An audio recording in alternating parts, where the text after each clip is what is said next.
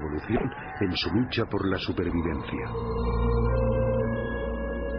Como he intentado demostrar, no es necesario suponer que las modificaciones fuesen todas simultáneas, si eran sumamente ligeras y graduales. La selección natural está examinando las más ligeras variaciones, rechazando las malas, preservando y acumulando todas las buenas. Con todo, algunos científicos dudan de que las pequeñas variaciones de Darwin pudieran haber creado un flagelo bacteriano cuando no existía tal mecanismo. ¿Cómo pudo algo nuevo, como un motor de un flagelo bacteriano y todos los componentes que van con el mismo, cómo pudo desarrollarse a partir de una población de bacterias que no tuviesen este sistema?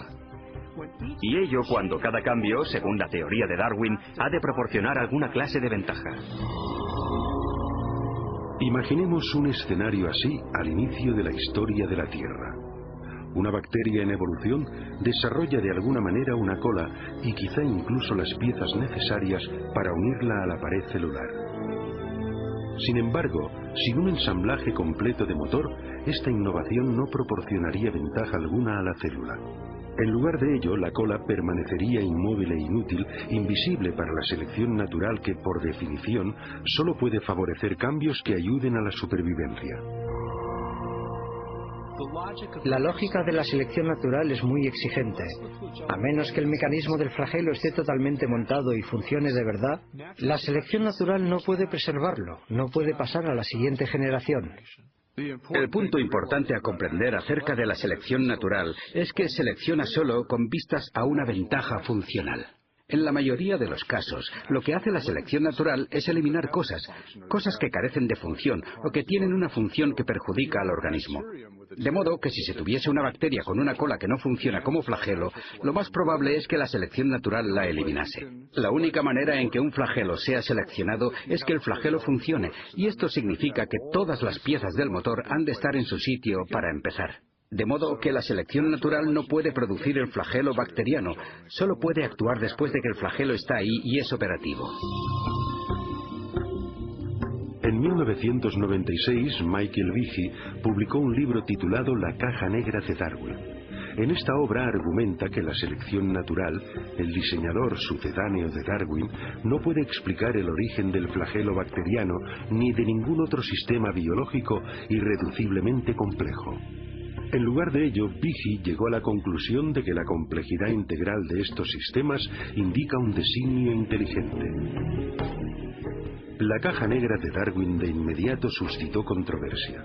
Más de 75 publicaciones, incluyendo algunos de los principales diarios y revistas científicas del mundo, publicaron reseñas. Algunos científicos elogiaron el libro de Behe, otros lo desecharon como acientífico y con motivaciones religiosas. Los críticos de Behe también insistieron en que había subestimado el poder de la selección natural.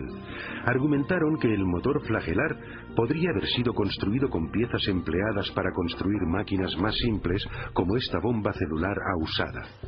Si los componentes de la bomba ya existían, podrían haber sido preservados por la selección natural ya antes de que surgiera el motor bacteriano. Esta teoría recibe el nombre de coopción. Esto básicamente dice que la evolución o la selección natural pudo en cierto momento tomar prestados componentes de una máquina molecular y utilizar algunos para construir una nueva. Scott Minnick ha estudiado el motor flagelar durante 20 años. Su investigación le ha llevado a cuestionar el argumento de la coopción. Con el flagelo bacteriano, hablamos de una máquina con 40 piezas. Sí, es cierto que 10 están empleadas en otras máquinas moleculares, pero las otras 30 son peculiares. Así que, ¿de dónde las vamos a tomar prestadas? Al final tendremos que explicar la función de cada una como si originalmente hubiera tenido otro propósito.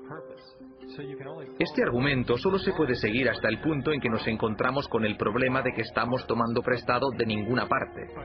Pero incluso si se concede que se tienen todas las piezas necesarias para construir una de estas máquinas, esto es solo parte del problema. Quizá más complejo, me parece a mí que más complejo, es el tema de las instrucciones de montaje. Esto nunca lo abordan los oponentes del argumento de la complejidad irreducible. Los estudios del motor flagelar han desvelado niveles aún más profundos de complejidad, porque su construcción demanda no solo unas piezas específicas, sino también una secuencia precisa de montaje.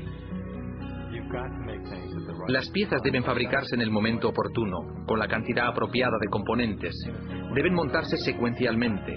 Hay que poder saber si se han montado correctamente a fin de no malgastar energía en una estructura que no va a ser funcional. La construcción de una máquina molecular ha sido comparada con la edificación de una casa. Los obreros siguen unos planos e instrucciones detalladas de montaje. Los cimientos de la casa se echan antes de levantar las paredes. Las tuberías y la electricidad se instalan antes del acabado de las paredes, las ventanas antes del recubrimiento de las paredes y las tejas se ponen solo después de la primera cubierta impermeable del tejado. Y así sucede con la construcción del motor flagelar. Esta estructura se construye de dentro hacia afuera. Se cuenta la cantidad de componentes en una estructura anular de un estator y cuando esto queda montado, se recibe una realimentación que dice, vale, no más de este componente. Se añade el eje, se añade un anillo, se añade otro eje, y cuando la articulación en U ha llegado a un cierto tamaño y a un cierto grado de curvatura, más o menos un cuarto de giro, esto se cierra. Y luego empiezan a añadirse los componentes para el propulsor. Todos estos componentes se montan en una secuencia precisa, tal como se hace con el edificio. La construcción correcta del motor requiere un complejo sistema de máquinas que coordinen el temporizado de las instrucciones de montaje. Pero ¿cómo puede la selección natural construir un sistema así? El argumento de la coopción no explica lo que vemos aquí. Para poder construir el mecanismo del flagelo, o decenas de miles de otros mecanismos semejantes en la célula, son necesarias otras máquinas que regulen el montaje de estas estructuras, y estas máquinas precisan de otras máquinas para su montaje. Solo que falte una de estas piezas, o que esté donde no le corresponde, el motor no funcionará.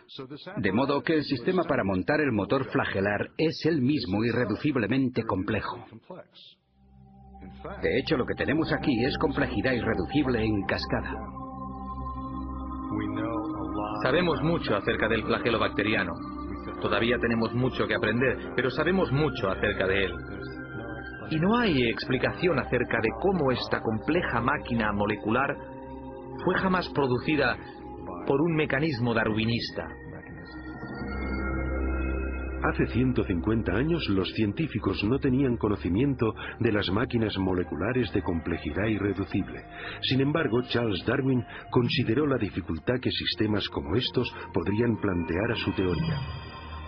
Si pudiera demostrarse que ha existido un órgano complejo que no se formó por numerosas y pequeñas modificaciones sucesivas, mi teoría fracasaría por completo.